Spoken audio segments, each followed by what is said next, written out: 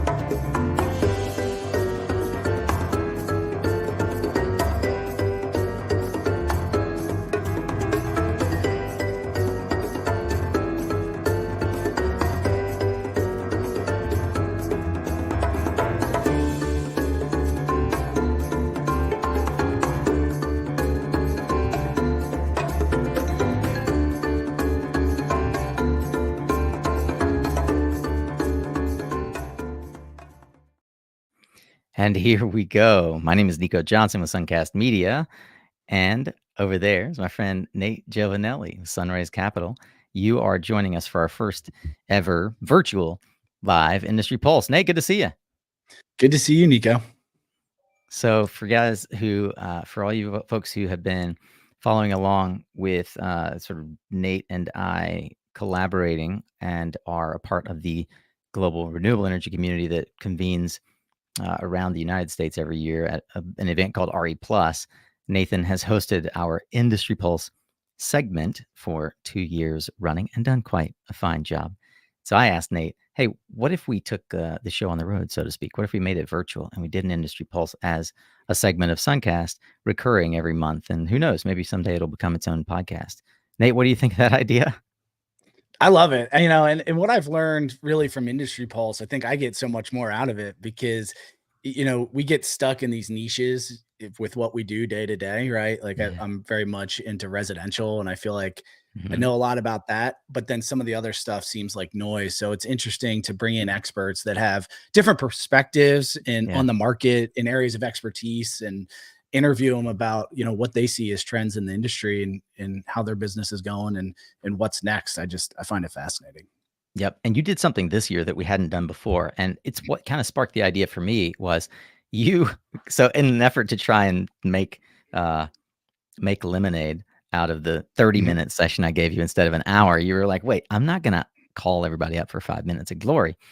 You made it a roundtable discussion. You made it a panel, which I thought was a genius evolution. And it made us sort of in the production side go, wait a minute, what if everybody's been saying to me, Nico, when are you going to bring roundtables to Suncast? And I want to, it's mostly focused on executive profiles, and we do our Tactical Tuesdays. We go deep on a specific subject matter expertise, but it's hard to wrangle a lot of folks, and certainly hard to do it on a weekly basis and get into a roundtable discussion. We had our quarterly, which has now become like a half-year podcasters roundtable that we did last week with Mike Casey, but the Industry Pulse segment that you did live at in Vegas on the Power Up Live stage sparked for me, wait a minute, Nathan's doing it. He's doing this roundtable discussion. It's thematic based on storage or sort of residential sector, et cetera. And I'm a news junkie. I read and like store links habitually and try to go back and read them. But one of the things that we try to do in our newsletter is just share the copious links that I am often referencing, not just in the interviews, but in the day-to-day that I don't share on LinkedIn, I don't share on X. And so what Nate and I are going to try to do in the Industry Pulse is bring to you not the front page news, but the discussion around what is happening in the industry, the pulse on sort of what's happening in the industry through the headlines, but with the experts who help us interpret the headlines, right? So with that in mind, Nate, should we go ahead and bring up our guests for the COP28 recap episode? Absolutely. I'm excited. Fantastic. So I'm going to go ahead and, in the order that I see them here in our green room, bring up Elizabeth Andrews. Hi, Elizabeth. Elizabeth is the Chief Development Officer at New Energy Nexus. We got TITO JANKOWSKI, the CEO of AirMiners. Brad Stutzman, CEO of 𝙤𝑦𝑽𝑽𝑚 Energy. Steve Anglin, CEO of 𝗨𝗧𝗢𝗣𝗢. Welcome to the stage, folks. Good to see you. Thanks for having us. See you, Nico. Fantastic. Well, as folks that listen to Suncast regularly would know, we did an episode on what the heck is COP? What does it mean? Why should you be paying attention? What does it mean for our industry? And actually, Brad was one of the first to reach out and be like, bro, I'm headed there. I'm on a plane, and he's stuck there now. Brad, you still in Dubai? Yes, I am still in Dubai. So hopefully I'll be home before Christmas, but never know. Yep. And you know, Elizabeth and then Steve and then Tito all raised their hand and were like, hey, I'm headed to Dubai as well. And I thought, wouldn't it be fun? Let's get these folks in the room and figure out what actually happened. And I've actually got some visual effects for COP. My kids were like, what is COP? What does that even mean? Is it like policemen? And I thought, well, it's not, but I've never been. So with that, I'm going to hand it off to my my co-host here, Nate, and let's dig in. What is COP? Why the heck should we care? Is it really just virtue signaling? Exactly. Yeah. So, and I think you summarized that well, because like I said, what excites me is the ability to talk to industry experts that have all different perspectives. And as you pointed out, Nico, we weren't there, right? So it'd be different if we just sat and kind of pontificated between the two of us, never have been there. I don't know that people would get a whole lot out of it, but I am honored that you guys have joined us today, and I'm really interested to hear what your take is. So I guess let's start with, and I think you teed this up extremely well, that depending on the news source, right, wherever you may have gotten it from, and you can go put this into Google right now and get 30 different articles that have all different slants on COP in general, but there's still a large segment of the population that believes that this summit is just a bunch of billionaires flying around on private jets, burning fossil fuels while pretending they care about the environment. And as Nico said, Fox News went so far as to call it the Super Bowl of virtue signaling. So since you all have firsthand experience, you were there, I'd like just to know, what you would say, or what do you have to say to those folks that have that viewpoint? And how has attended COP, since you've been there, personally impacted your understanding of climate change? And I'll just go based on my screen. So Elizabeth, if you want to start, that'd be great. Sure. Thanks so much. And thanks so much for having me, Nico and Nate. I'm really excited for this conversation today. So as Nico said, I'm Elizabeth. I am the CDO at New Energy Nexus, which is a global nonprofit that provides funds, accelerators, training, and networks to drive clean energy innovation and adoption. So we started in California back in 2004. And today our work spans 12 countries. So our vision is 100% clean energy for 100% of the population. And by the end of this critical decade, we want to support 100,000 clean energy entrepreneurs. So myself and a few others from my team were at COP. It was my first time going. So really excited to share kind of what my experience was like. But specifically to your question, Nate, honestly, depending on the news source that you read, you might also have been listening to the news and frankly feel disappointed that maybe you feel like it wasn't enough and that the negotiations didn't go as far as you would have liked. So I think everyone's going to have their perspective. Personally, I was there for about 10 days and I left so energized, so inspired by the people that I met, the urgency that I felt on the ground, and just the work that's happening day to day.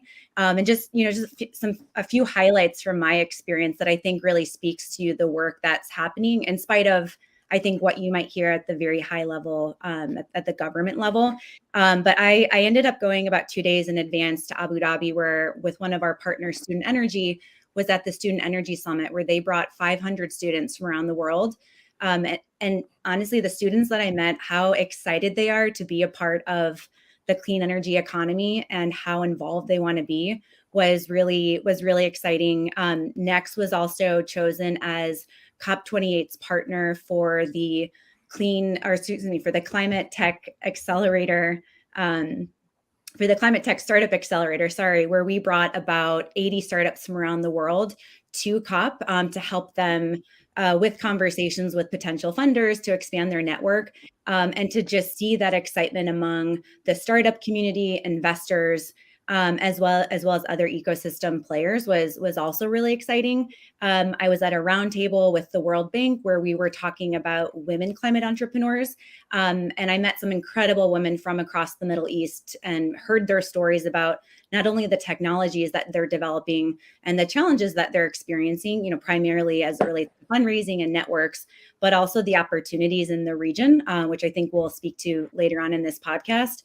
And then finally, I think just the collaboration that I felt among the startup community, government, the corporate and private sector, as well as some of the multilaterals. I was sitting on a panel with the co-founder of LinkedIn, the head or the president of the European Commission, as well as a couple other larger companies where we were talking about green jobs and the need for more green talent in order to really scale this clean energy transition. And the focus of that conversation was really on the need for collaboration and obviously the need for more funding to go to support those ecosystems and to support that work. I'll stop there. I have a lot more examples, but I left exhausted, honestly. After 10 days, I was not there the full 2 weeks. But I'm feeling really excited about the momentum. Obviously, the work starts, now in terms of making sure that those conversations move forward. But my experience was really positive.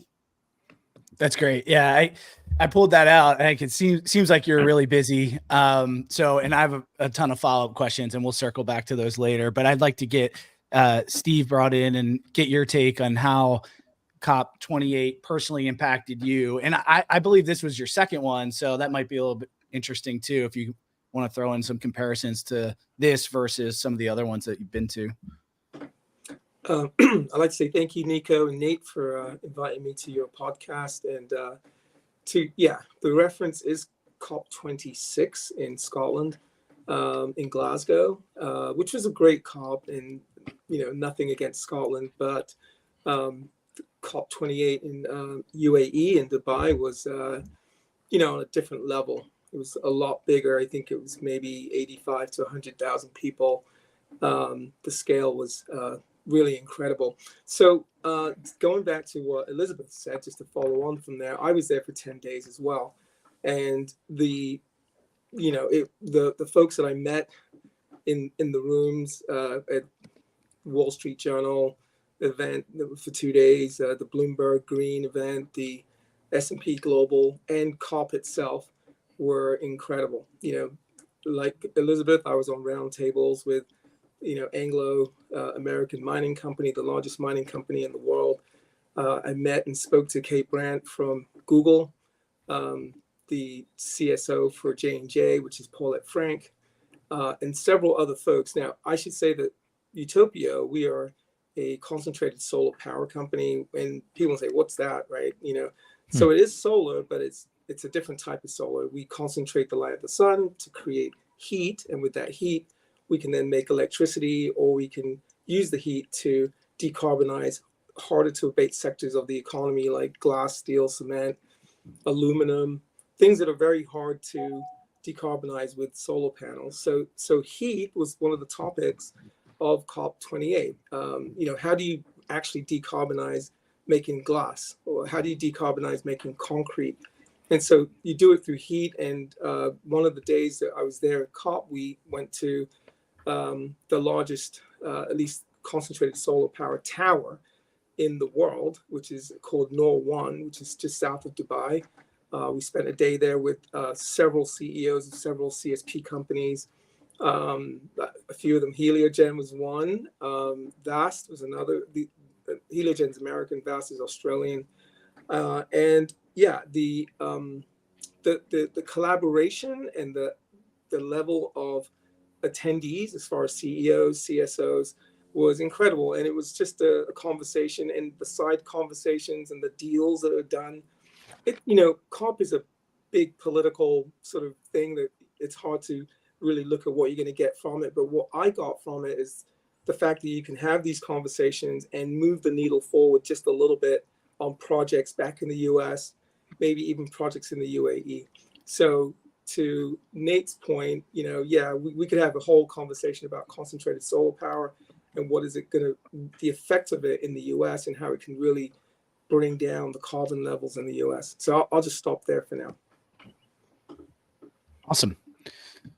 Brad, why don't you tell us a little bit about your experience? Yeah, thanks for having me on the podcast, guys. So Stephen and I were introduced to COP, introduced to this COP, COP28, earlier this year. We were invited by the U.S. Chamber of Commerce to be part of their green tech delegation to lead up to COP28. So they brought us over to UAE,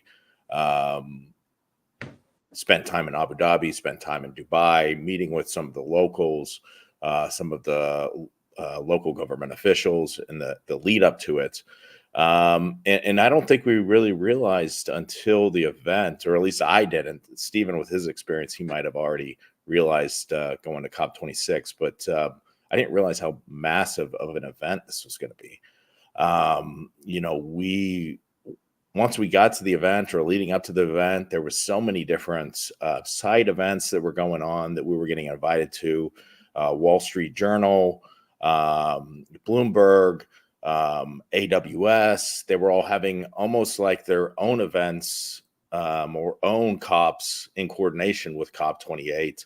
And it was just, it was a massive event with tons of other massive events, if that makes sense.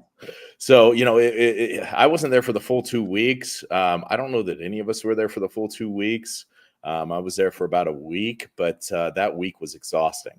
It was, the COP, the side events, the evening events, morning events, just events left and right.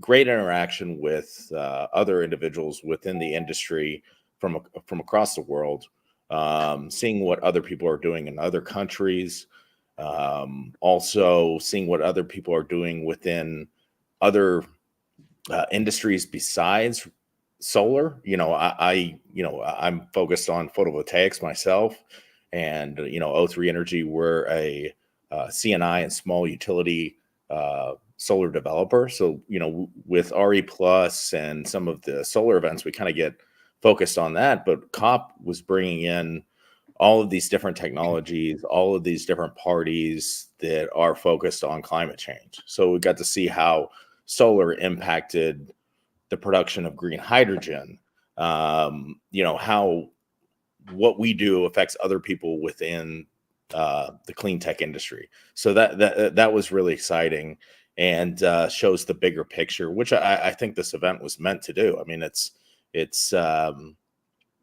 conference of parties, so all parties involved in trying to keep us from hitting that 1.5. So it was a massive event. That's great. And last but certainly not least, Tito, what was your impressions? Hey, quick background on AirMiners. We exist to empower risk takers to reverse climate change through carbon removal. It means, of course, we have an accelerator program. We have an incredible community of experts in carbon removal. We have events, education series, and an innovative fund. Our goal is to remove 1 billion tons of carbon from the air carbon dioxide from the air by 2030. And so my impression of COP was, a week beforehand, I wasn't actually going. I was talking to my team about, where's the best place to be over the next couple months in terms of meeting family offices, meeting venture capitalists, meeting sovereign wealth funds about what's next for AirMiners and what's next for carbon removal. And one of the co-founders of AirMiners, Jason Garillo, said, hey, there's this meeting in the desert you might consider going to. At 80 minutes later, I had a hotel, I had a ticket, and I got on the plane in a couple of days and head to COP. So my impression of being at COP, I have this one moment that I'm thinking about. I'm running through the COP Expo city. I've got my belt, my wallet is in my hand. I'm like running, holding all this stuff because you have to take all this stuff to get off. You know, it's like going through an airport, right? So I've got all this stuff in my hands. I'm running. I'm running past dignitaries. I'm running past popsicle salespeople. It's super hot. I'm running because one of the startup companies that went through our accelerator program, 𝗨𝑽𝑽𝑬𝑺𝑻𝑹𝑬𝑨𝑴, is they're doing this like media signing event for a grant that they're going to get from the government, right? And I said I would be there. I said I would be there for like the signing of this thing. They're meeting the Minister of the Economy to get this grant. Before the taxi had looped around COP like 3 times. It was their second day driving. They were like, where the heck is this stuff, right? I mean, this is just, it's like going to Disneyland, right? It's just, there's like, where the heck are you going? And so that's that moment where I'm like, I'm running, I've got everything in my hands, and I made it. So I got to see Aziz, the CEO of 𝗨𝑽𝑽𝑬𝑺𝑻𝑹𝑬𝑨𝑴, sign this deal to get capital for their company and for their team to be able to build a carbon removal pilot plant, taking carbon dioxide from the sky using algae. So that's it. You can check them out. They did a press release for 𝗨𝑽𝑽𝑬𝐸, and you can check out more about what they're up to. But that was what my experience of COP was. Like, sometimes I was running because I was there to make it happen. You should have got a scooter. That's great. Yeah, They had a scooter. I asked one of those golf carts, right? I was like, hey, can you get me there faster than running? And they were like, nope. Yeah, I mean, the theme I picked up from everybody that you were busy. There's a lot going on. And what I think is cool is, again, full circle back to how Nico kicked this off, is you could just see just from this panel the diversity of people that are doing different things in renewables.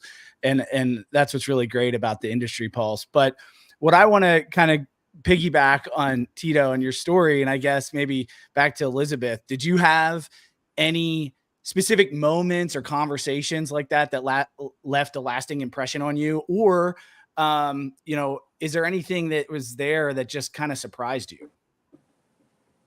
Yeah, I think 2 things. One is just how big it was. Literally, like, I think it spanned a couple miles. I mean, so you were just walking a lot, and I've seen a lot of memes where people are dressed in suits but wearing tennis shoes, and that was really the vibe there. Honestly, is because you were walking everywhere, and it was really hard, to Tito's point, to get picked up by. They did have these like go-karts, but I don't know how. I'm not sure how they chose who was able to ride them. But I think for someone going the first time, there's these things called pavilions, and there's literally like hundreds of them. Any country, organization, company, group, theme, literally anybody can have a pavilion. And I was just so surprised by the number of sessions that were happening simultaneously, both in the blue zone and green zone. Blue zone being where a lot of the kind of high level government discussions were happening, and then green zone where a lot of the private sector events were happening. And so, for me, just trying to, as somebody wearing a business development hat and trying to make sure I was able to go to all the right meetings and have the right conversations, I was just surprised by the amount of things happening that were happening there. I think one thing that really stuck with me, that for me moving forward has been really helpful, was actually the first day I was able to listen to some of the high level conversations. And there was a tagline that was said that I think was used a lot at this year's COP, which was pro growth, pro climate. And I really like that because, and I think, Nate, this goes back to your original question about some of the naysayers or people that kind of don't believe what's happening at COP. But I really think for us to have this clean energy transition and for it to be an inclusive one, you have to talk about the economic development opportunities and the job opportunities and just the opportunities that are going to be available, and also where they're going to be available. And for us at New Energy Nexus, because we focus our work so much across Asia and Africa, we were really there to kind of help elevate the stories and the role that entrepreneurs play in this climate solutions movement, but also why many parts of the global south are very critical and necessary for this transition, and also why it's important that they're involved. And so I just love that tagline. And I think particularly because we're also doing a lot within the green skill space, I just find that really fitting for that work. And so that was just something that really stuck with me that I've brought back to my team and, I'm starting to use now with our partners and funders. Yeah, and I'm going to resist the urge to rabbit trail down that because I could ask you a bunch. What I want to pull out is it sounds like, again, diverse background of panelists here. Everybody was there. And it sounds like you're very busy the whole time, but I'm sure you each had your own specific agenda. And I'm curious, Steve, what was the reason that you attended? Like, what were your goals? Do you feel like you made progress towards those? I know you talked about some of the things that I'm sure left a lasting impression of some of the people you met and kind of rubbing elbows in those circles. But at the end of the day, what were you trying to accomplish while you're with your time there? Well, I had to buy Band-Aids for my elbows. Yeah. So we had, just going back to what Elizabeth said, we actually had a pavilion in the startup section. So that was one of the reasons why I was there, to showcase our technology. And the other reason was to, just to be there. I mean, it would be weird if I wasn't there. That's the way I looked at it, Nate. And then the other thing is, there were I can talk about a lot of different things, but given the time, time is of the essence. One thing that I got out of this was there was this place called Uptown Dubai. I think I went there with Brad. And this building is designed like the World Trade Center, the new Freedom Tower. And the owner of the building is a sheikh, and he said, we need 2 megawatts of electricity. And then there was we were like, yeah, sure. And we sat down with them right there in that building, and the building is absolutely beautiful. And there were opportunities just like that, just to do deals right there, So for me, that was amazing. And the people, like I think I saw John Kerry. I think there's 2 John Kerrys, right? Because he was everywhere, right?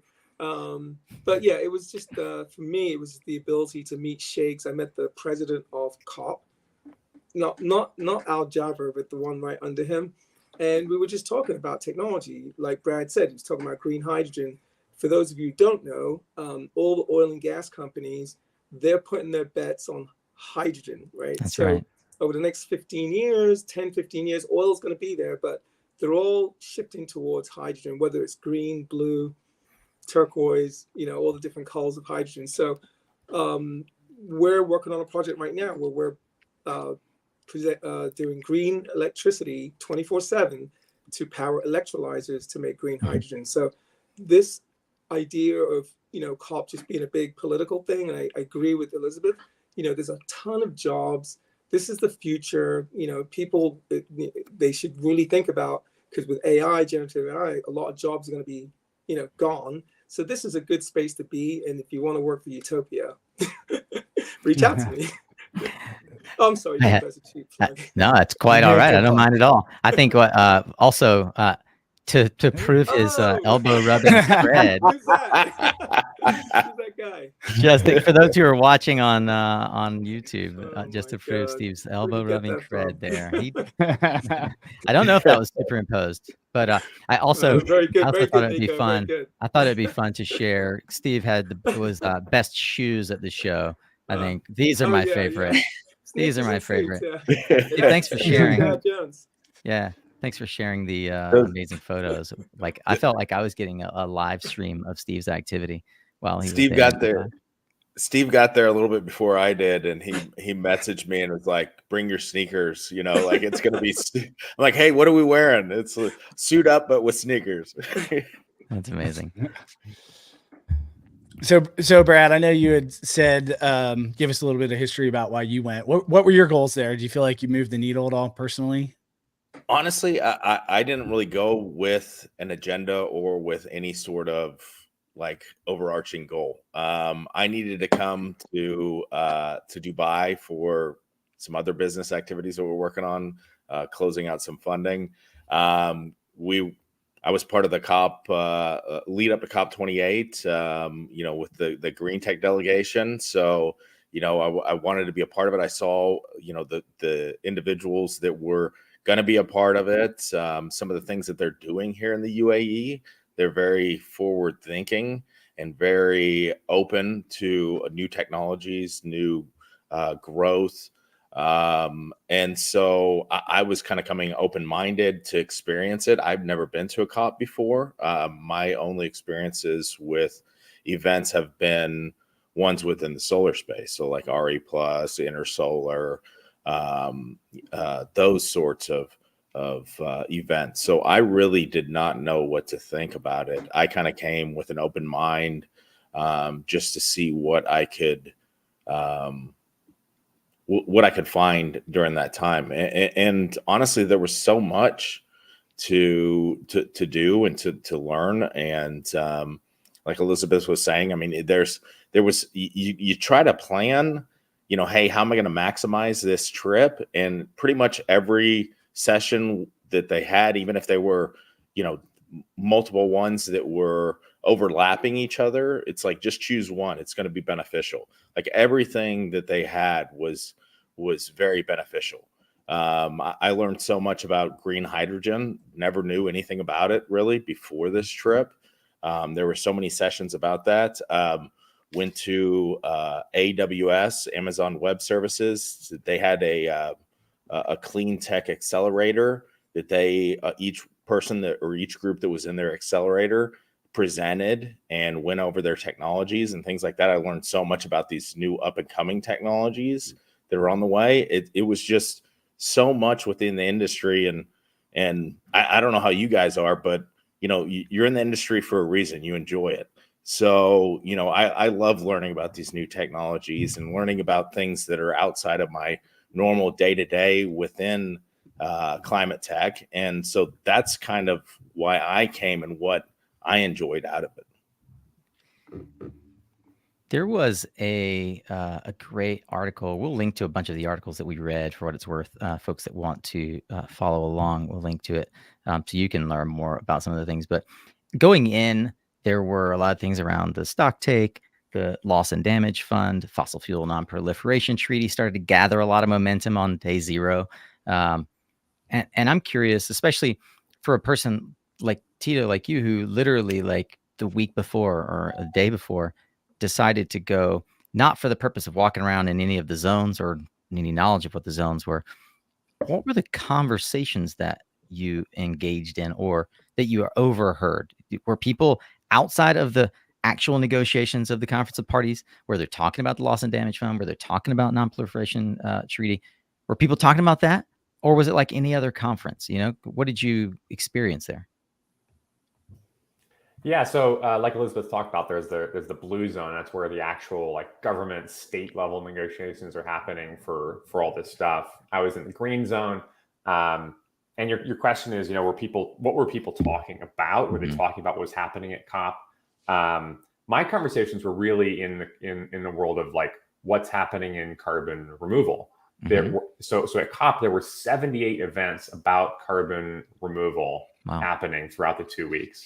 So the website carbonremovals.org was tracking all of it, right? So all the different aspects of carbon removal. There was a big announcement from Frontier about making a $57 million commitment to purchasing carbon removal credits from Lithos, which is a company that removes carbon dioxide from the air using rocks. There was also this conversation around Article 6.4, which is about how specifically around how carbon removal credits are standardized and traded. And that was something that I had been in Bonn at the previous UN meeting in Bonn, Switzerland, where they were working on how to talk about carbon removal. Is it something that, from the perspective of the article, do we set the standard of that carbon gets removed, or about how it gets removed? And as AirMiners, we had 153 people sign a letter to the UN that was about encouraging that Article 6.4 to really say, look, we need to remove carbon from the sky. Here's how much we need to remove. Here's the how long it needs to get removed for. but to stay away from, exactly how it gets removed. Does it get removed using trees or plants or rocks or oceans or machines? And so that was in the conversation. There was discussion around what was happening with Article 6.4. It sounds like it didn't get decided at COP, but that was one of the things that was kind of a conversation in the blue zone in those negotiations that then was in the conversation at the startup level outside of the negotiations. So yeah, that's interesting. I know I kind of want to piggyback off that. We talked about a little bit what your experiences were, what your goals were, some of the things that you've done, and lasting impressions. But at the end of the day, what it's really world leaders gathering to work together on solutions to tackle climate change. So I guess I'd like to kind of bring this, maybe zoom out, maybe, I don't know what the right word would be, but just at a high level, in your opinion, do you think that this was a successful climate summit? And ultimately, what do you think it means for climate and the renewable energy sector in general? And I don't know if we want to go, maybe Steve, if you want to start. You're on mute. You're on mute, Steve. It sounds really eloquent, though. The lip, if you can lip read, yeah. No, he's still on mute. Still on mute. Still muted. Let's see. I can't unmute you, Steve. Uh-oh. Technical glitch. Oh, he's still talking. Can he hear us? I don't think so. Oh, yeah. Let's All transition. Right, There we go. You guys don't know how to lip read? So Come on. erstwhile as well. Your facial expressions, we were trying to understand it from that, but So yes, the answer is yes. It was successful, but that is, depending on your perspective, what lens you're looking through. I'll tell you a funny story. When I was coming back from COP, I flew through Switzerland and Zurich. And I remember I was getting some gifts and some things in the gift shop. And this guy asked me, he goes, "Oh, you coming back from COP?" I said, "Yeah." And he goes, "Oh, yeah, I heard that Putin was there. I think it's just a big scam." He had this really negative view of COP. And so I had to kind of tell him, I was like, "No, it was really wonderful. It was really a good thing. There's a lot of money. It's very hard to turn around the Titanic, So I was able to convince him, that one guy, that it was a good, and he's like thanking me afterwards. But your question, Nate, is, depending on, who you're getting your source of information from, it could be considered negative. Like you said, you're flying halfway around the world. There's all kinds of carbon being generated from these people. So, but if we weren't going to do this, I think it'll be a disaster in the next 15, 20 years. So I think we made there's a bunch of loopholes in what they signed, but at least we're moving the needle forward. That's what I would say. So yeah, I mean, it's a reoccurring theme, right? Depends on your slant or where you get your news or what you know about it. And I'm sure everyone has their own opinion, but this kind of your story of leads me to the next question, and I'll leave it open for whoever wants to jump in. But I mean, how did you perceive at the event the level of global collaboration and just general commitment? I mean, what we haven't really even talked about yet, we talked about flying there with fossil fuels, but we haven't talked about the fact that it's in Dubai, right? We're talking about eliminating fossil fuels in an area of the world that is largely run because of their resources, which are these fossil fuels. So again, I'm just curious for anyone who wants to take that one, just what your level, what you thought the level of global collaboration was, or just kind of what your perspective was on to that end. So I can jump in on this one. Coming from Texas, Texas is a oil-rich state, oil and gas culture. Now we're also the #1 renewable energy state. If you start looking at the numbers, it takes some time to transition, right? We got to this point. It wasn't overnight. It was over 100 years. It's going to take us a little bit of time to get out of this. And spending the time that I have in the UAE, it may have been a country that was, that profited a lot off of oil and gas, but they are very open to new technology, and they realize that times change and that times are changing, and very focused on diversification. The chatter at COP, there was a lot of negativity from just some of the chatter about, fossil fuels and things like that. But those same groups are going to need to be part of the solution. These oil and gas companies, these oil and gas countries, they're going to have to be part of those talks. You can't just exclude them and expect things to change. That was, I think, the biggest positive outcome from this COP was, the lead up. I think it was the day before. The chatter was, and during the day you go to all the speeches, the seminars, everything like that, and then at night, everybody's going to the parties or the happy hours, and in t-shirts, people get a little bit of drinks in them, and you actually hear what people's real thoughts are, right? And so you heard those thoughts in the evenings, and the chatter, throughout the week up until the end was, it doesn't seem like there's anything coming out of this. It doesn't seem like, the oil companies, the countries, are really having a pool in this. And then the last day, that all changed. Whenever you started seeing that, hey, we are going to get a phase out of fossil fuels built into the overall agreement and the documentation for COP. And I believe that sentiment totally changed on that last day because of that. I think that was the right push, and it made it worthwhile. I think one of the things that I am asking myself, apart from will I go to the next COP, is where, with the exception of Brad, everyone else has come home, and the experience is you go to these places, and then I was a Peace Corps volunteer, and I went down into developing country and worked for a while, and the point was to come home and actually share a different perspective, not just of the U.S. abroad, but abroad to the U.S. And Nathan kicked it off by saying, hey, the great irony is that billionaires are flying to one of the largest oil-rich states to talk about how we should stop using oil. And I spent a fair amount of time in New York back in September during Climate Week. I wonder if what we're seeing, instead of the conversation next year being about Azerbaijan, where the next COP is, or in COP20 or COP30, I think it being in Brazil, if we're really talking about how this finally, after 28 COPs, starts to break into regional thought centers, like New York City Climate Week. What are you guys' thoughts on the possibility for the momentum to away from needing the UN to have a climate of parties every year, and actually the states and the regions starting to take ownership of the climate change necessities required of them?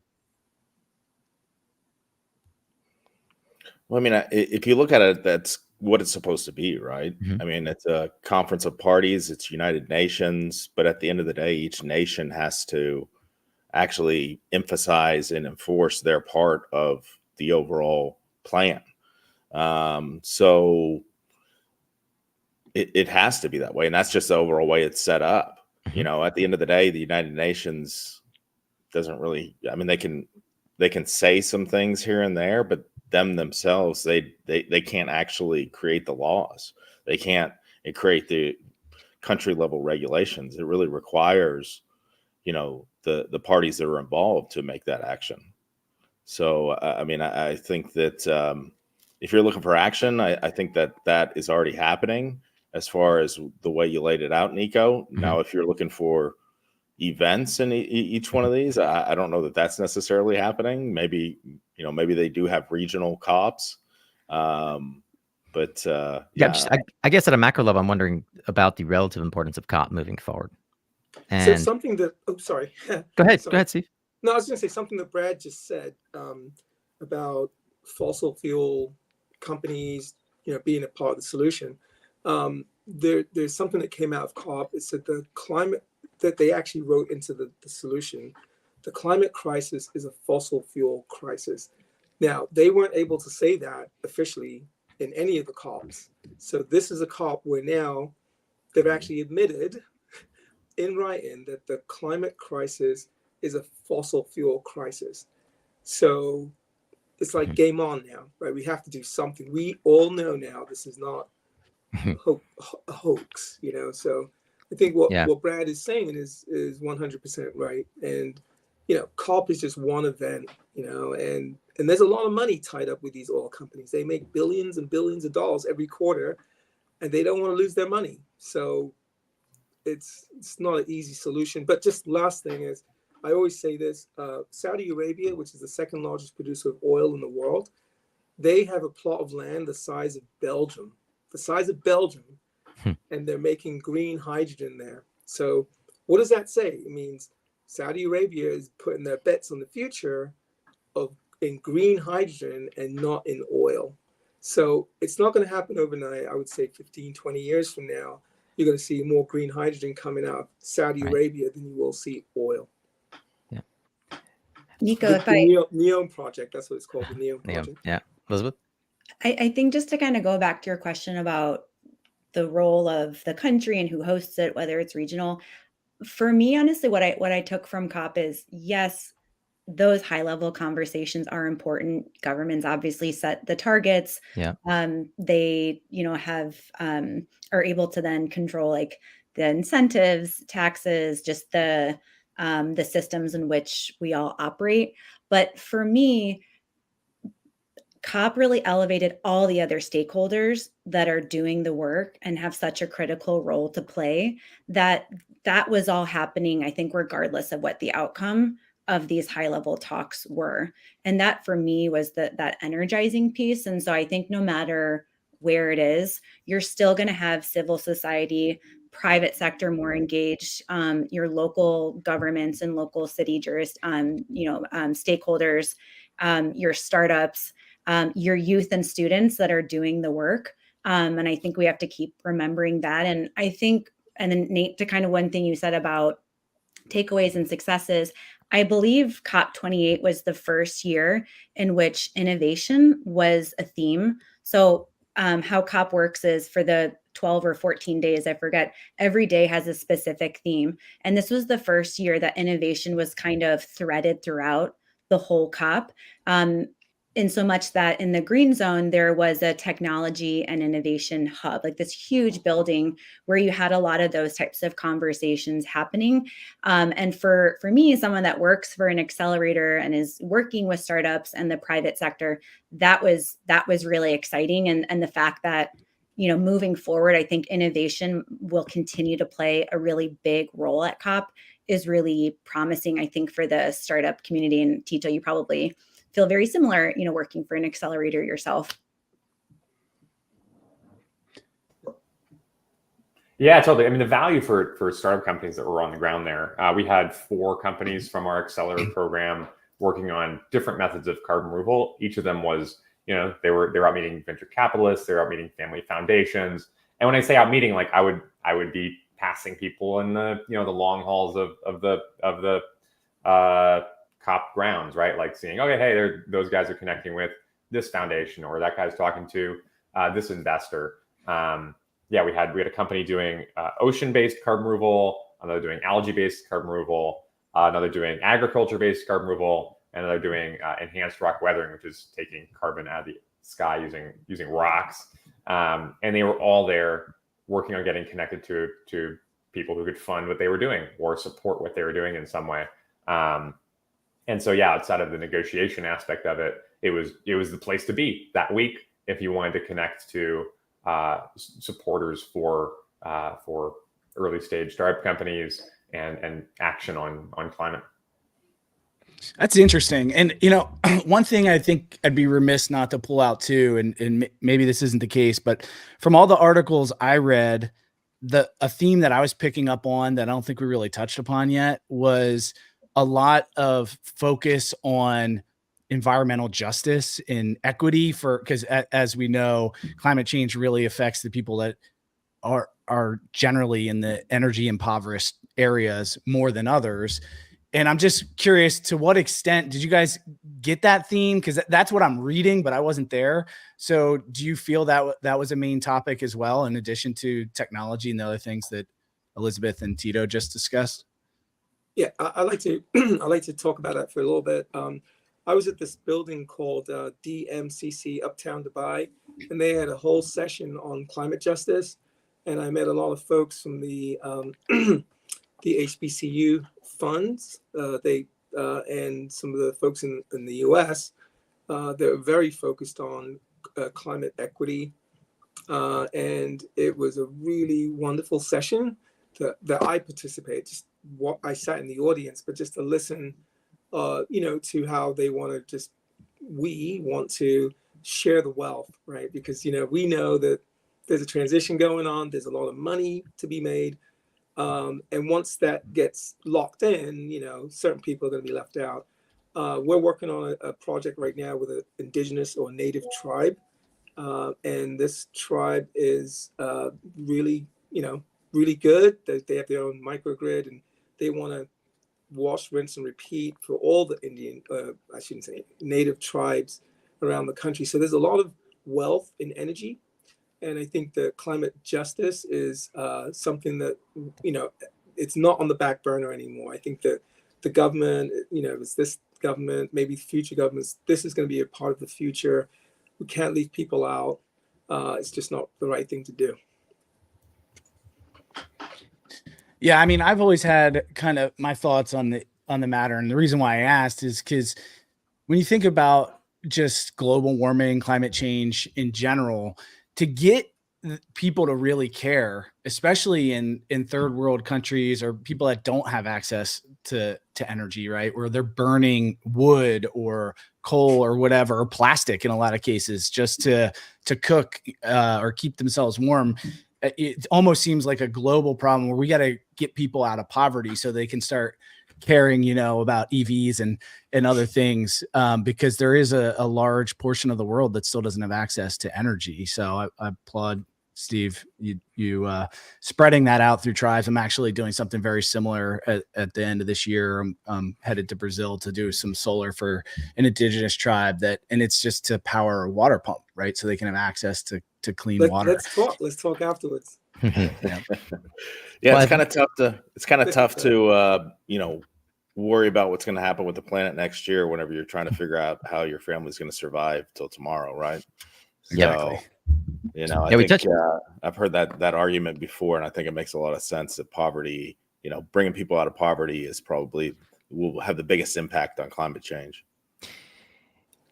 Appreciate all the perspectives here, and I want to be mindful of those who at the top of the hour are going to have to dip away. I want to bring this perhaps to I'm not sure that we can bring it to a conclusion, but I do want to hear thoughts from folks that are all involved in some aspect of bringing climate tech to bear, right, through whether it's PV or concentrating PV, whether it's sucking carbon out of the air or empowering, which both Tito and Elizabeth do, entrepreneurs through aggregating capital and helping bring it to the market. Probably my favorite meme from the whole conference is this one. So I'm going to share it for everyone that's able to see us live. And it says, "Man announces he will quit drinking by 2050.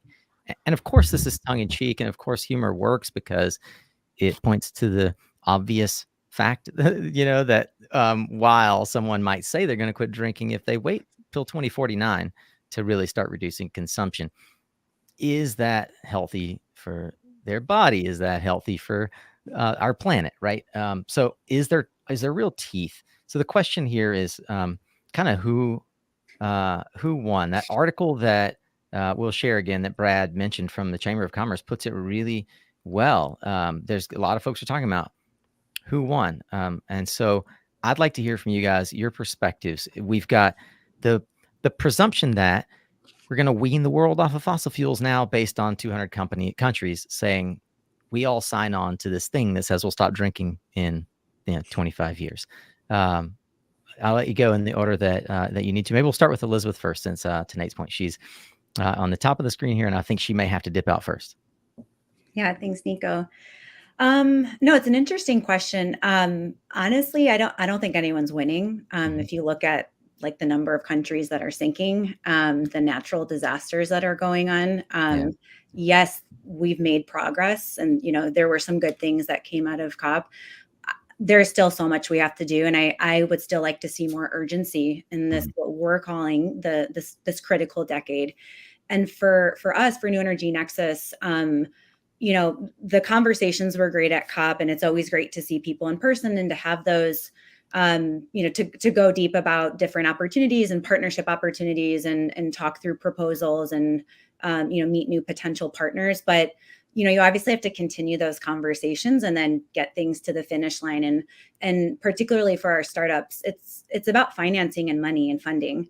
And we need more of that for clean energy innovation and technology. And we need it to be going more to places where we need it most. And that is across the global South, including, Asia and Africa. I think in 2022, of philanthropy, only 2% is going to climate, which is crazy if you think about that. And of that 2%, way less is going to Asia and Africa. And there's so much opportunity there. And so I think we just need to keep the conversations going. We need more private sector to be financing this, more government, private sector, public sector collaboration. Philanthropy has a really big role to play in helping to fund some of this work.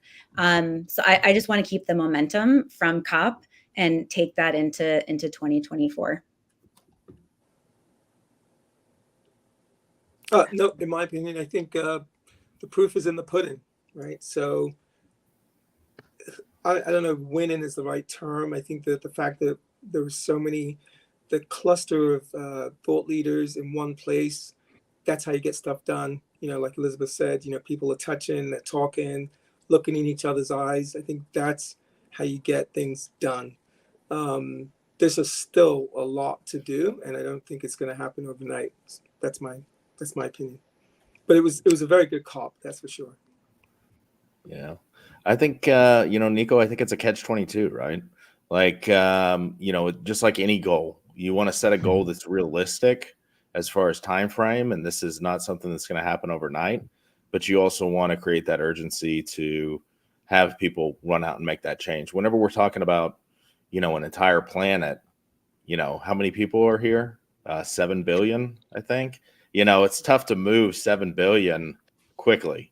And I think, to keep goals realistic, I think it is going to take a little bit of time. And so, I think that was it recently Bill Gates was talking about quantifying things based off of, I think it was the cost of green. And some of the products have gotten there to where the cost to greenify something versus the cost of it, as it has been wherever it wasn't green, in some of those areas it's gotten to wherever the cost is the same, but in other areas the cost is there's still huge margin between the cost of that from a green source versus a non-green source. And so, you have different areas of the market wherever we're really seeing a lot of success and we're probably beating the target. And then you have some other areas wherever we're probably a little bit behind. So, I think the meme, I guess, is a very broad assumption of everything. And I think you kind of got to look at the nuances.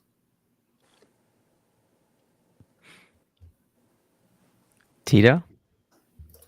Yeah, as my first COP, attending my first COP. I mean, what I was struck by is if you according to the best climate scientists in the world, decarbonization alone isn't enough to get us to a stable climate. We also need to be removing carbon dioxide from the atmosphere.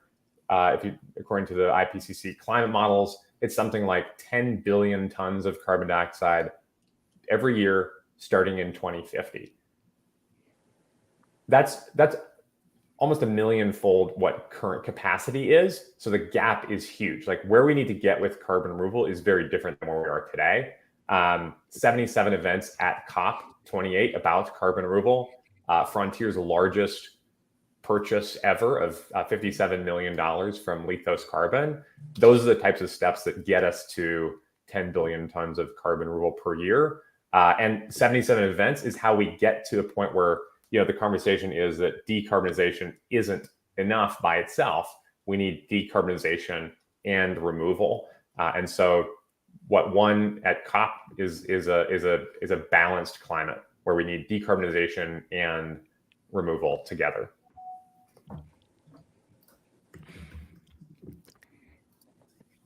I love that we have representation from all different sectors. I think, Elizabeth, you're going to need to drop off. Yeah. Yeah. Thanks so much. It's great discussion, and everyone keep up the good work and keep up the fight. So good to have you here, Elizabeth. As we wrap, really grateful for the contribution from Elizabeth. Such a great work that they're doing with New Energy Nexus, supporting entrepreneurs around the world in a lot of the same ways that you are, Tito, with the accelerator. Folks, I wish we had more time. There are so many fun stories. I would encourage folks to reach out to each one of you. So I'd like to, as we wrap, as I normally do on Suncast Ask, and I'll say on behalf of Elizabeth, I know that she likes to be found on LinkedIn. She's very active there. You can find her easily. We'll link to in the show notes how you can reach Elizabeth. So let's go, Tito, Brad, Steve. How do you like to be found if folks want to follow up and learn more about you, or hear your fun stories, or dig in on your technology? All right. Find me on at AirMiners, airminers.org. My email is tito@airminers.org. We've got a lot of new initiatives coming up. We've got our event series. We've got our 6-week sprint to learn about carbon removal called AirMiners Boot Up. Nice. Our accelerator, January 11th, is the next batch of applications. Our new innovative fund called the Kiloton Fund. We had 120 applicants from startups, and we're working on making those investments now. So anybody who's interested in learning more about that can get in contact. And yeah, airminers.org. That's where to find me.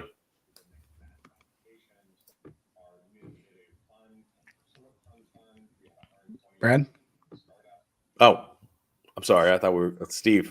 Yeah, LinkedIn is perfect. I mean, you can plug in Brad Stutzman, O3 Energy. I'll pop right up. Shoot me a message through there. I'm pretty active on LinkedIn. You can also reach out to me through our website, o3energy.com, as well. And real quick, the best place to reach me is also LinkedIn. Steve Anglin, and I'm the one with the he, him, and L MBA. That's me on LinkedIn. L stands, it's he in Spanish, right? You know, there you go. And as far as the website's concerned, it's www.𝑳𝑰𝑽𝑽𝑬𝑺𝑍𝑚. You can learn all about what we're doing. And excited if you want to reach out. I'll even give you my phone number, which is 732-579-7014. If you'd like to call me, talk about what we're doing, learn more about CSP, I'm happy to do that. There we go. And once again, my name is Nico. If you're listening on Suncast, the podcast, I would encourage you to go over and subscribe to this guy's podcast. Nate, go ahead and say goodbye. Let them know how they can find you. I think you can find me on LinkedIn. That's where I do most of my interaction. So everyone that messaged me, you'll get a message back. I can pretty much guarantee that. Unless you're trying to sell me more solar leads, I have plenty. Or solar panels. Everyone here knows what I'm talking about. Yeah. Everyone that's in solar, yes. So you can check me out there. And as Nico alluded to, I have a podcast as well. It's called Limitless with Nathan Jovanelly. You can find that on Spotify or iTunes, or where it's most consumed, which is on LinkedIn. So appreciate you guys all coming and giving us a little bit more insight into what it's like to be there. And I found it very fascinating. So I appreciate everyone's time. Thank you for joining us. Suncast, as well as Industry Pulse, is produced by Resource Labs, our curated community of creators bringing voice to the climate and clean energy transition. Thank you all, Tito, Brad, Steve, And Elizabeth, thanks everyone who joined us, mostly on LinkedIn. I think our biggest audience, to Nate's point, was on LinkedIn today watching live. If you also want to watch live, keep an eye out. Go to Resource Labs and subscribe to Industry Pulse. Learn more about Nate's podcast and all of our other fun stuff happening. resourcelabs.co. Signing off here on this lovely Wednesday. Oh, and Merry Christmas to those of you who celebrate. Happy holidays to everyone else.